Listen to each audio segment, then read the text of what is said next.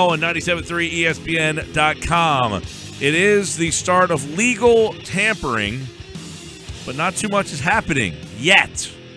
We're going to start hearing some things today. Happy legal tampering day. There you are. So not much has happened so far. Will we start to hear things today? Anything? Yeah, I imagine stuff will start to leak out as the day goes on. Remember, this is not the start of free agency, even though it's portrayed as such. And that is still a Thursday. So you'll start to hear teams sort of negotiating with people. And already there's one report from an Eagles reporter that says the Eagles are interested in A.J. Bouye, which, of course, they're interested. A lot of people are interested, but you got to vet through the stuff. And I heard some of those odds, and some of them are right on. I think Desean Jackson's going to be in Tampa Bay. What happened there? What happened where Desean Jackson, all of a sudden, it made a right turn, and Tampa Bay seemed like it was, not even on the radar. How did they all of a sudden come into not only the list, but to the top of the list?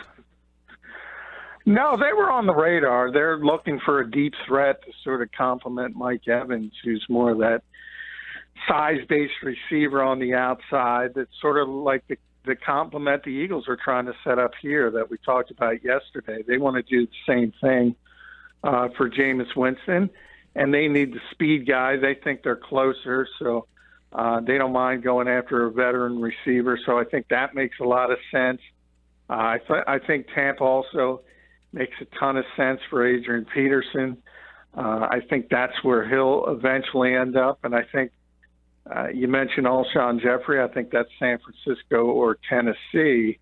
I think it's very unlikely that he'll end up back in Chicago. A lot to dive into. As you mentioned, A.J. Bouye, the Eagles have interest that, according to NJ Advanced Media. And, of course, yes, but he would be the top player at that position. It would be pretty surprising if they're able to work out a deal for him and then focus on wide receiver, which seems to be where you're hearing more than anything names connected with the Eagles. Yeah, especially also today, if you guys saw the NFLPA came out with the official salary cap numbers, and the Eagles have even less money than we all thought, at $8.5 million as we speak right now, today, currently. So there's a lot of work to be done. And if they're talking about A.J. Bouye, now people get very excited because he's going to get probably anywhere from $12, $13 million, somewhere in that range. And you say, well, how do the Eagles even fit that? If you look at the Josh Norman contract, what you do is you backload it and you sign him to a long-term deal, 5 years. So you could spread out the guaranteed money, the signing bonus, and the cap number is lower in the first year and generally the second year. So a lot of these contracts are glorified 2-year deals when you see the big numbers. And I imagine that would be the case if the Eagles are able to get something done with Bouye. But look, of course they have interest in it. He's the best corner on the market. The question is, how much space can they create? And the fact that Connor Barwin is still on this team indicates that the Eagles are trying to make trades. And Michael Kendricks, Jason Kelsey, players like that. And that's the kind of stuff that's spawned by deadlines. And the deadline is Thursday, basically. How about Stephon Gilmore, John? Because that's another name at corner that has drawn some interest and some connections. He played for Jim Schwartz in Buffalo. What are your thoughts on Stephon Gilmore, and would he be a good fit with the Eagles? Yeah, yes, he certainly would. He's a very good player, also a high-ticket item. And you could add Trumaine Johnson into that mix because he's on the trading block now after signing the franchise tag with the Rams. Look, the Eagles don't have any cornerbacks. If anything, they're worse at cornerback right now than they are at wide receiver because they cut Leotis McKelvin. Nolan Carroll's a free agent. Right now, they don't have a starting quarterback. Jalen Mills is the closest thing they have. So good grief. They need bodies. Now, the issue is the draft is very, very deep at corner. So at least in theory, it makes more sense to go heavy at wide receiver and free agency and add multiple bodies at cornerback because you're probably going to get pretty talented guys even into the third round. Yeah, and that's an interesting point that there are a lot of corners. The scenario, though, and then that you could, but the possibility that you could throw two rookies out there to start could be very, frightening, right? Yeah, you don't want to do that. You're right, and I do expect him to add some kind of free agent body at the corner position. The question is it the big ticket item? Is it Bouye? Is it Johnson? Is it Gilmore? Or is it a more of a mid-level signing? And it's tough. I mean, right at the start of free agency before today, the Eagles had only 3 teams under them, had less space. Right. And one of them was Kansas City, and that's because they already signed a couple players. That's the only reason they're down that low. And Dallas today restructured the deal with Sean Lee, so they're basically even with the Eagles. So there are, basically 28 teams that have more space than the Eagles. So it's going to be difficult for them. Yeah, and this is where Howie Roseman, gets creative. This is what he's getting paid for. But it seems that their splash is one guy. That's it. They got to get and to get one big guy, it's got to be a creative one big guy. It's not cut and dry. No, and like I said, if you use the Josh Norman contract, as big as it looks on paper, the salary cap number I think was $8 million for his first year, and that's the same kind of thing you're going to see with an Eagles contract. It's going to be backloaded. And there's going to be big salaries in year 4 and 5 most likely, where if they do hit, say if you sign a Bouye and he becomes an all-pro level player, you're going to have to renegotiate in year 3 or 4 because the number is going to be untenable at that point. But that's just where the Eagles are in their salary cap situation. And part of it is, it takes a while to dig out of what Chip Kelly did. John, you talked about some of the big-name corners that are going to hit the market in Gilmore and Bouye, but who are some of those mid-level guys? I've seen lists with Prince of Mukamura's name on it. I've seen names like Logan Ryan with a Voorhees connection because he played at Eastern High School, and, of course, that gave Mike and I pause a little bit because Patriots projects that come to the Eagles have never seemed to work out, but maybe this one will. Who are some of those mid-level names? Yeah, Drake Kirkpatrick in Cincinnati is another one of them. I think Logan Ryan, that's a perfect example of the type of player the Eagles should be going after, despite the fact I understand people think about Patrick Chung and things of that nature. But he's a proven player in the winning organization, and he's an improvement. Like I always say, everybody wants to hit a home run, and they want Bouye and Alshon Jeffrey and Deshaun Jackson. Keep them coming. It's not possible. It's not possible, and you got to get occasionally. You want to hit the home run, but occasionally, if you're 0-2 in the count, and that's where the Eagles are as far as the salary cap is, sometimes it's prudent to sort of shorten up the swing and shoot for the gaps and go for a single or a double. And that's a name that I think would be a great fit for the Eagles.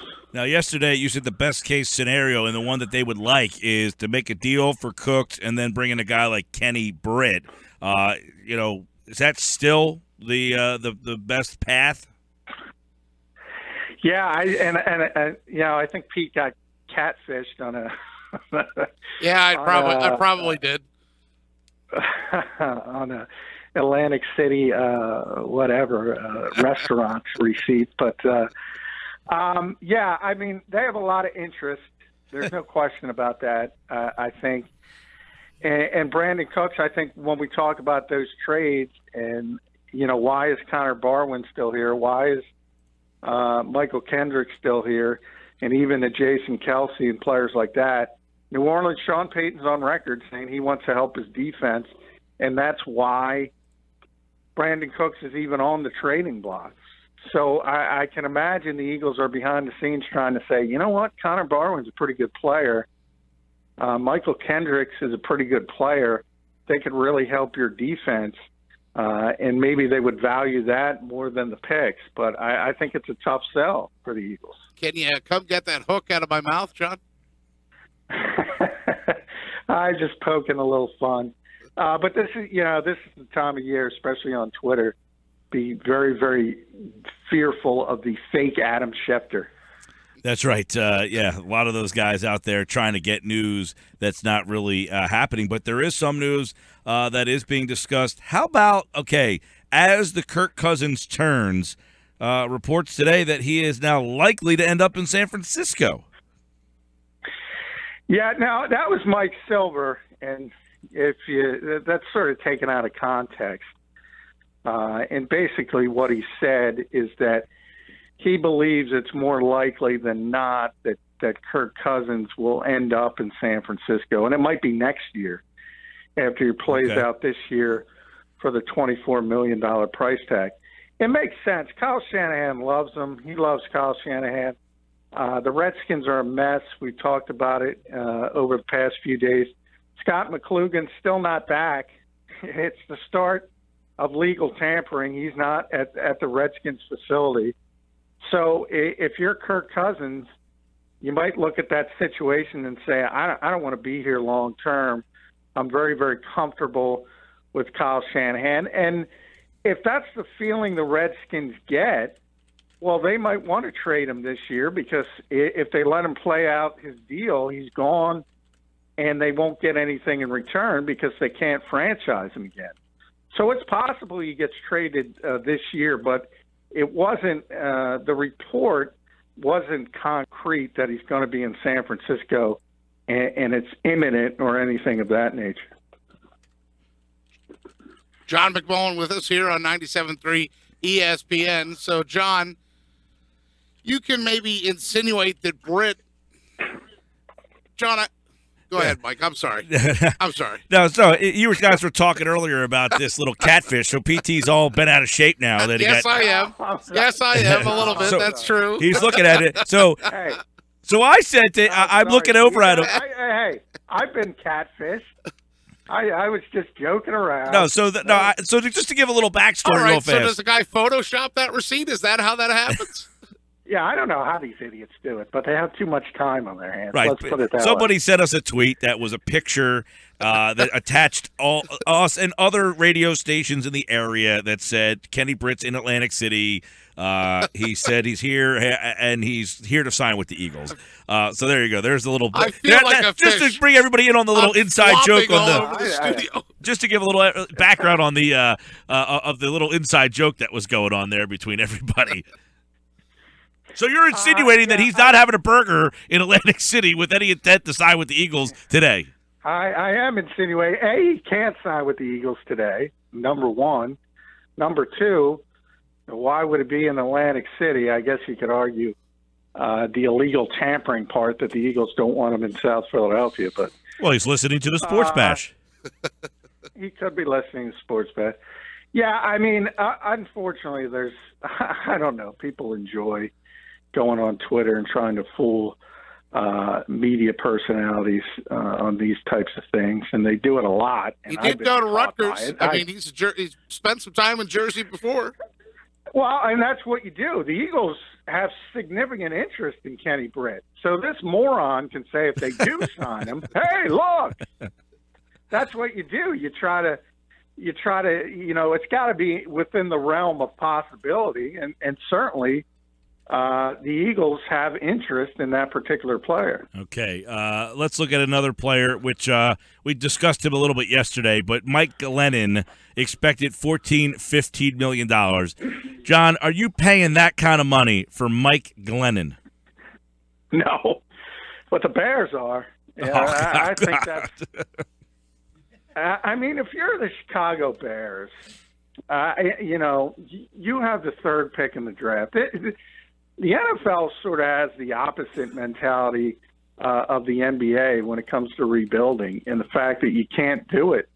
And if you're a team like the Bears, and I've argued and I wrote on FanRag Sports today, look, you can re-sign Brian Hoyer, get similar production, draft the best quarterback you feel is available at number 3, who, no matter which one it is, has got a much higher ceiling than Mike Glennon, but they want to sell hope to their organization's fan base and say, well, he's young, he's got a bigger ceiling. He's Mike Glennon.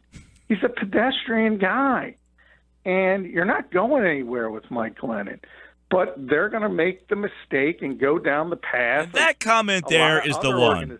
That comment there is the one, John. You're not going it. Like, when you sign Mike Glennon, you do it knowing right well who your team has now become. You are mediocre. That's who you are.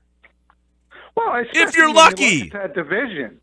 Yeah, and you look at you got to go out there twice. Mike Glennon's got to go out there twice a year against Aaron Rodgers, even Matthew Stafford, even Sam Bradford. It's you got to be realistic, and you're not ready to compete. And Brian Hoyer would cost you probably 1/3 the money, put up similar statistics, put up a similar win-loss record, and he can groom a younger guy behind him as he's the bridge quarterback. That, to me, is a more prudent path to go down and a more responsible path to go down. But when you're in a market like Chicago, it's hard to say, look, we know we stink and we have to reset this thing. And it's difficult to do. John, what's your message to a team that's thinking of giving 2 first-round picks for Jimmy Garoppolo?